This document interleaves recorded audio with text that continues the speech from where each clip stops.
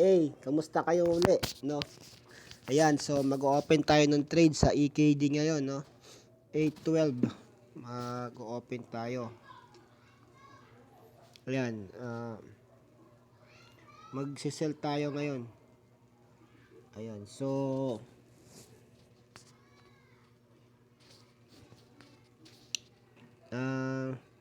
kung hindi ka pa nakapag-subscribe, mag-subscribe ka na dyan. At kung gusto mo itong mga ganitong content, yan, pwede ka nang mag-comment dyan. I-comment mo na sa ating comment section. At syempre, punta tayo sa EKD.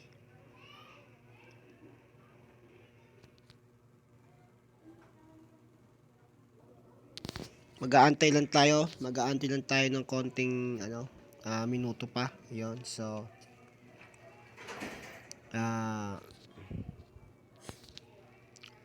itong EKD po is products po ito ng Precise Planning, no. So ayan, at marami na rin po tayong nag-inquire sa atin, at yung mga nag-inquire po, pasok po kayo, wag po kayong mahihiyang na pumasok, no. At pwede ko po kayong i-assist, ayan, dito sa ating Precise Planning. 3 minutes pa. Ayan. So ayan, dahil yung ating capital is $28. So 0.03 lang po yan muna. 0.03. 23 margin.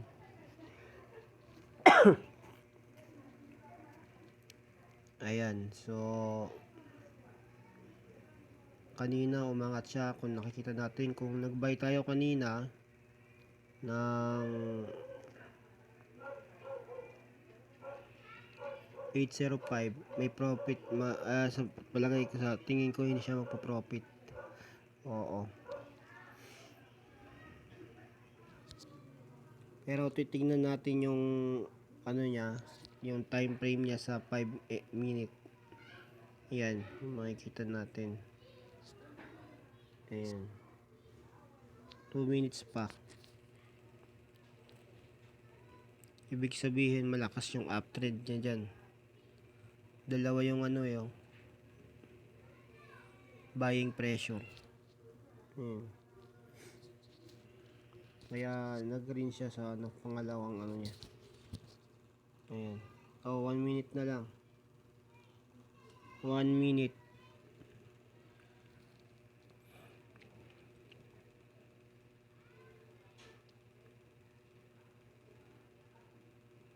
At i-click na natin yan. Yan, click na natin. 1 minute. Tingnan natin kung ilang minuto siya bago siya mag 12. I think nasa pa siya eh.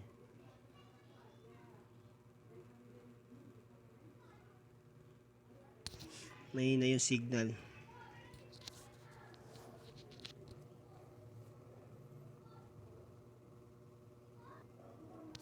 Sa lahat po ng mga nanonood sa YouTube, kung gusto niyo yung mga ganitong content, mag-comment po kayo. At kung gusto niyo sumali sa akin pong team, sa amin pong team, is pwede po. Ayan.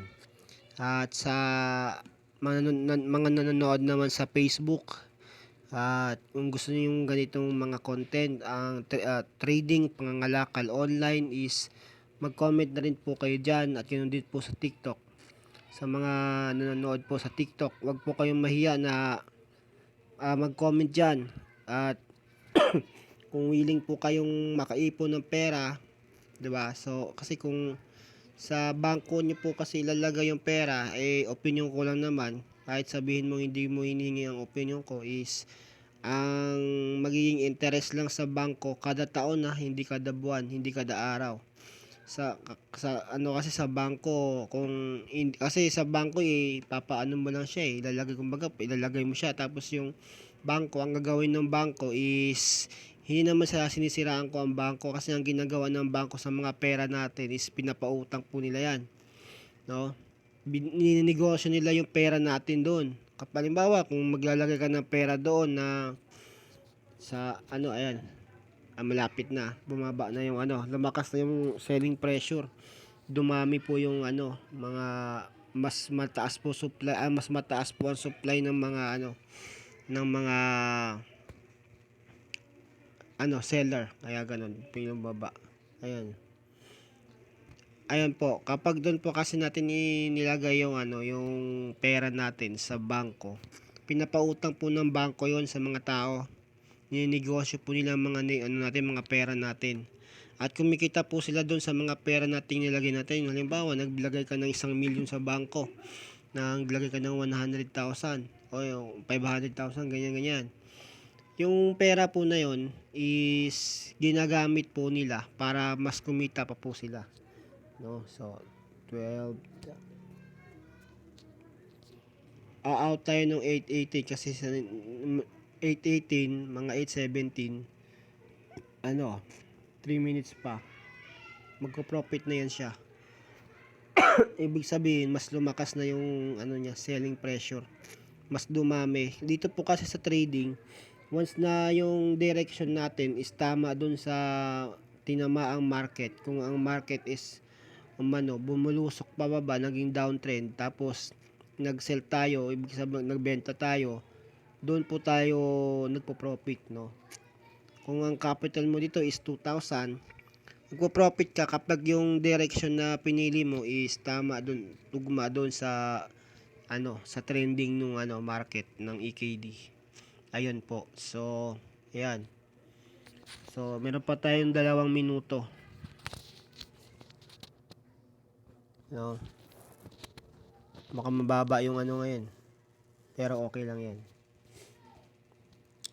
Ayun. Ayan, malapit na. Profit na siya. 0.04.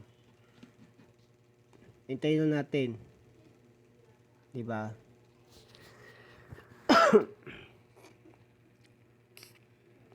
Ayun, sa mga ano.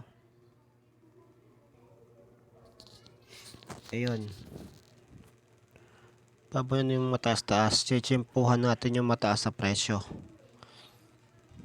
I-close na natin kasi minsan sa napapansin ko sa ano, merkado, sa 5 minuto maano na siya eh. Yun yung pinakamataas niya. Ayun, ayun.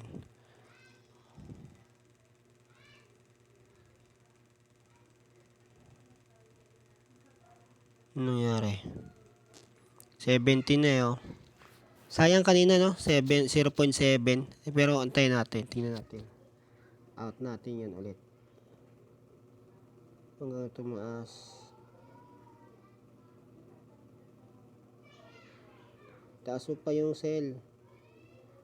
Lakihan mo pa. 0.45.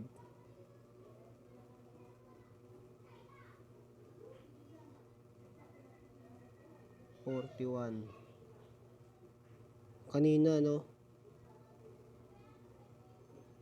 Bigla siyang umangat 0.7. Pero ngayon naglalaro na lang siya ng 0.5, 0.4.